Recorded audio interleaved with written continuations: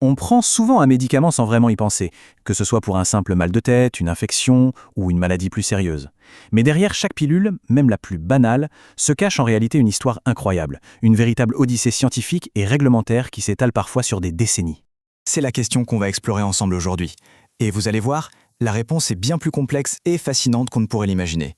Le mot est bien choisi, un marathon.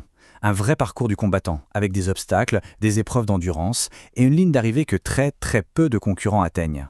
Alors, pour comprendre la course, il faut d'abord savoir qui sont les coureurs. Plongeons un peu dans la composition d'un médicament pour voir ce qu'il y a vraiment dedans. Au cœur de tout, il y a ce qu'on appelle le principe actif. C'est la molécule qui fait tout le travail, celle qui va combattre la maladie ou soulager le symptôme. C'est la star du spectacle, si on veut. Mais une star, même la plus brillante, ne peut pas agir toute seule. Elle a besoin d'une équipe de soutien. Ce sont les excipients. Eux, ils n'ont pas d'effet curatif, mais leur rôle est crucial. Ils donnent sa forme au comprimé, ils aident à sa conservation, ils contrôlent la vitesse à laquelle il va se dissoudre, bref, ils s'assurent que le principe actif arrive à bon port, au bon moment. Et voilà, quand on assemble la star, le principe actif, et son équipe de soutien, les excipients, on obtient le médicament. C'est le produit fini que l'on trouve en pharmacie, prêt à jouer son rôle. Mais attention, avoir un bon principe actif, ça ne suffit pas du tout.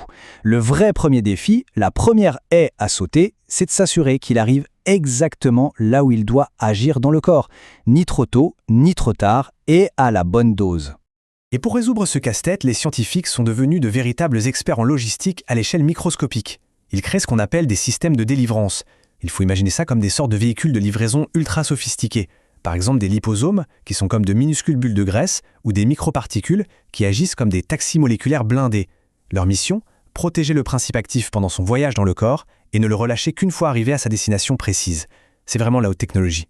Et ce défi de la livraison, ce n'est que l'échauffement. Transformer une molécule prometteuse en un médicament autorisé sur le marché, ça c'est le vrai marathon. Une épreuve monumentale en termes de temps, d'argent et franchement, de persévérance. Regardez bien ce chiffre, 100 000.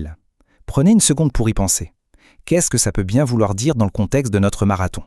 Eh bien voilà la réponse, c'est le nombre de molécules candidates qui sont sur la ligne de départ, pour un seul, unique vainqueur qui deviendra un médicament approuvé. Ça donne une idée des chances de succès qui sont infimes. C'est un processus d'élimination absolument impitoyable. Et forcément, ce processus est incroyablement long. On parle souvent de 15 ans, parfois plus, et de centaines de millions, voire de milliards de dollars pour amener une seule molécule du laboratoire à la pharmacie. C'est colossal. Mais alors, pourquoi ? Pourquoi ce marathon est-il si long, si cher, si rigoureux ? Pour le comprendre, il faut faire un petit bond dans le passé, à une époque où les règles du jeu étaient très différentes. Le contraste entre ces deux images est saisissant, n'est-ce pas ? D'un côté, on a l'ère des remèdes miracles, des élixirs vendus sans aucune preuve de quoi que ce soit. De l'autre, des produits pharmaceutiques contrôlés à chaque seconde de leur existence. Cette statistique est juste stupéfiante. Il y a à peine plus de 60 ans, la quasi-totalité des médicaments vendus n'avaient jamais été testés rigoureusement sur des humains pour prouver qu'ils fonctionnaient et, surtout, qu'ils n'étaient pas dangereux. Ça veut dire une chose simple, la sécurité des patients n'était pas la priorité numéro 1.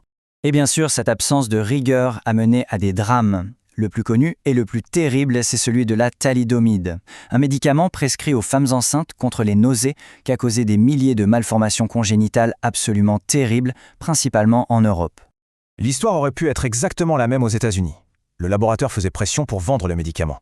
Sauf qu'une femme s'est mise en travers de leur chemin. Son nom est Dr Frances Oldham Kelsey. En tant qu'évaluatrice pour l'Agence américaine du médicament, la FDA, elle a jugé que les données sur la sécurité de la thalidomide étaient totalement insuffisantes. Elle a résisté à une pression immense, a refusé d'approuver le médicament, encore et encore. Son scepticisme scientifique et son intégrité ont tout simplement empêché une catastrophe sanitaire aux États-Unis et ont changé la réglementation des médicaments pour toujours. La tragédie de la thalidomide a été un électrochoc mondial. C'est ce drame qui a poussé les gouvernements à créer les systèmes de réglementation stricts que l'on connaît aujourd'hui. Cette image résume parfaitement la mission de ces agences. Leur travail, c'est d'être une sorte d'arbitre impartial. Elles pèsent, avec une extrême attention, les bénéfices attendus d'un médicament face à tous ces risques potentiels. Et un médicament n'obtient le feu vert que si et seulement si la balance penche très clairement du côté des bénéfices pour les patients. En réponse directe à la crise, les États-Unis ont donc voté les amendements Kefauver-Harris, un tournant majeur. Pour la première fois, les fabricants devaient prouver non seulement que leurs médicaments étaient sûrs, mais aussi qu'ils étaient efficaces. Ça peut paraître évident aujourd'hui, mais ça ne l'était pas du tout à l'époque. Ces règles sont devenues la base de la sécurité des médicaments dans le monde. Et cet engagement pour la sécurité est bien sûr devenu une norme mondiale. Des agences dédiées, comme l'Agence européenne des médicaments ou l'ANSM en France, supervisent ce marathon pharmaceutique sur leurs territoires respectifs. Leur but, c'est le même, protéger la santé de tous. Alors la prochaine fois qu'on tiendra un simple comprimé dans la main, il faudra peut-être y penser. Ce n'est pas juste un produit, c'est un survivant, le champion d'un processus extraordinairement rigoureux conçu pour nous protéger. Ce marathon, lui, ne s'arrête jamais.